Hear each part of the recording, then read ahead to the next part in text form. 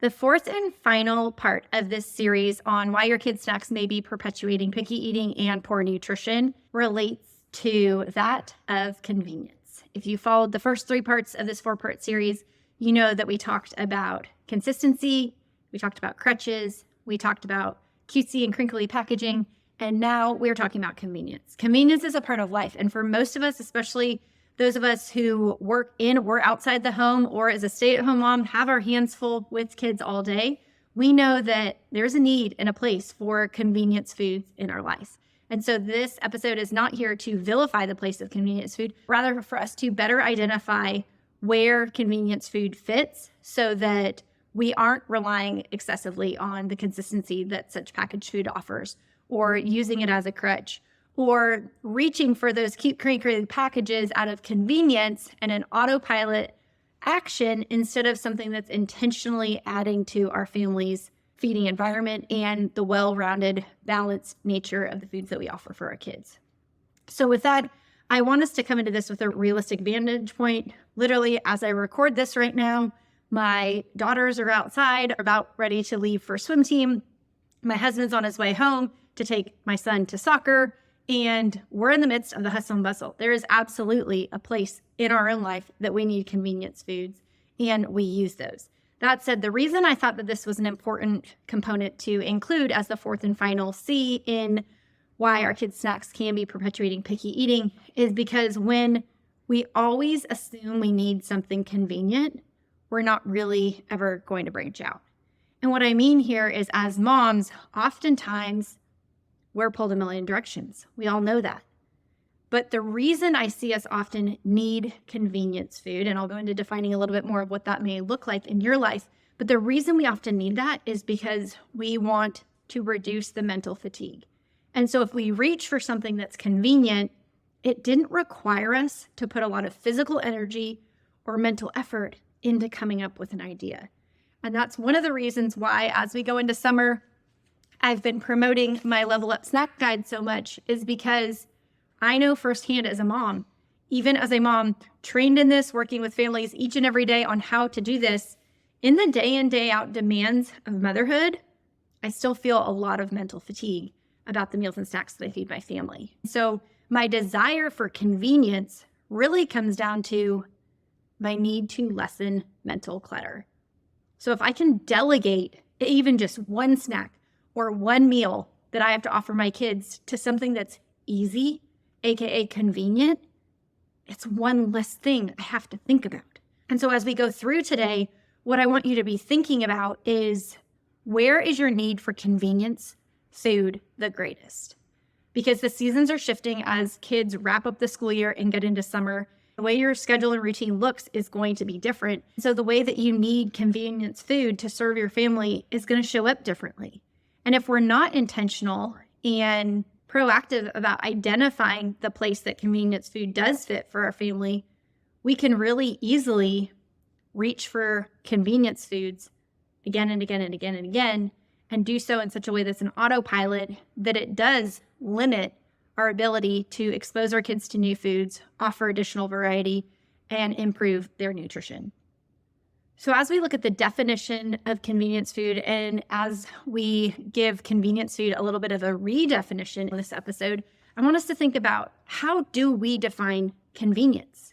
Because for each of us, that's going to look different. I know even between my husband and I, that looks different. What is convenient to me would be considered extremely inconvenient to him. What is convenient to him is not something that I find convenient to me. So each of our threshold of what qualifies as convenient is going to look different. But I want you to define it for you and maybe have a discussion in your family or with your spouse. What does feel convenient? What does save us physical energy?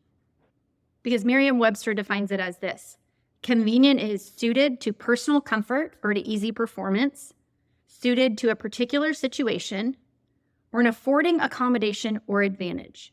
It may be something that is near at hand or close, or something that's considered suitable and proper. So I want you to ask yourself, how do you define convenient food in your family, specifically as it comes to snacks? There's obviously space and a conversation to be had about convenience food as it comes to breakfast, lunches, and dinners. But for the context of this series, we're really honing in on how convenience in the snacking realm can prohibit our children making progress in branching out to try new foods and improve their nutritional variety.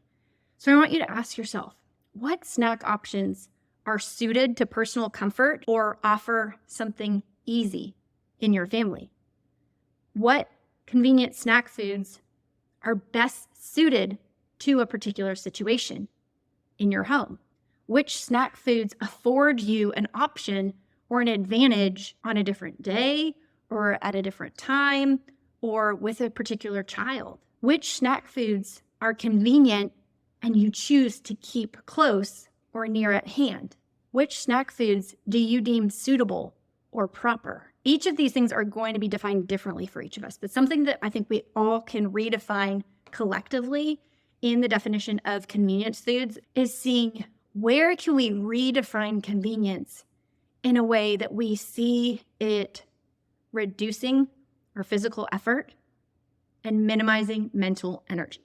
To me as a mom, that's really what I'm looking for, because there's different convenience foods that I can very quickly be drawn in by the cute crinkly package that I can lean on as a crutch, or that my kids can favor because there's such consistency between item and item. But as a mom, my real need for convenience, my real desire for a snack to be suited to personal comfort, or that adds ease, or that's suited for a particular situation, or affords us some sort of an accommodation that I want to keep near at hand or close, are those that save me mental energy or physical effort. And so we first want to identify what foods fall into that category. We may identify those that we know right now are close at hand, that they're in our home, that we're leaning on as those crutches and those crinkly cute packages as options for snack time. But we also may be able to realize, what are the scenarios that they play into? What are those particular situations that we're reaching for these items in? Because we may be able to quickly identify that our definition of convenience is not entirely met in and of that one single snack option. But the definition, the redefinition of convenience, of minimizing physical effort and minimizing the mental energy we have to put into coming up with that snack option, could be defined in a lot of different ways. And so that's where I want you to think about whether you use my Level Up snack guide and the visual shown there, or something like my combination cards and the snack edition, where I'm showing you, are you investing more time? Likely not. If you want something convenient, you're probably reaching for something that requires less time and is more convenient. It's more easily within reach. It minimizes the amount of effort and energy that goes into it. But with either of these, you can see some of these could easily be interchanged as a convenient option if we redefine what convenience looks like. So often we think convenient snacks are those available at a convenience store. And those are kind of those prototypical snack options that we may feel are limiting our child's nutritional well-being or impairing their eating habits. When in reality, we can see that there are convenient options that can improve our child's eating habits and boost their nutritional status simply by redefining the nature of the word. So as I look through my combination cards, I can see those that are more and less prep. And as I redefine convenient, I see those that are less prep are going to require less physical effort and less mental energy. However, with my combination cards and with the Level Up Snack Guide, I see visuals. So automatically, as a mom and as the creator of this freebie and of these combination cards, I don't just have these on the tip of my tongue or on the forefront of my mind all the time. Because as moms, we are being torn a lot of different ways. And we are thinking about a lot of different things. And so when it comes to our kids being hungry and needing a snack, it is so much easier to reach for the thing that is visibly right there in front of us than having to come up with an idea. So if you can have a tool like my combination cards or like this free Level Up guide where you can see the visuals right then and there, it requires little to no mental energy to come up with these ideas. They're right there in front of you, and it's a tool that your family can quickly learn how to not only use, but even more so to implement in exchange for reaching for that convenient option. So I want to encourage you, as you redefine what convenience looks like for your family, begin to find even just one alternative to what you're currently reaching for in those particular scenarios or situations. What are those scenarios and situations that you find yourself needing convenient food? And then what is one viable, convenient solution that might accommodate your family or might offer you a snack food that is suited to be a personal comfort or easy option in those scenarios?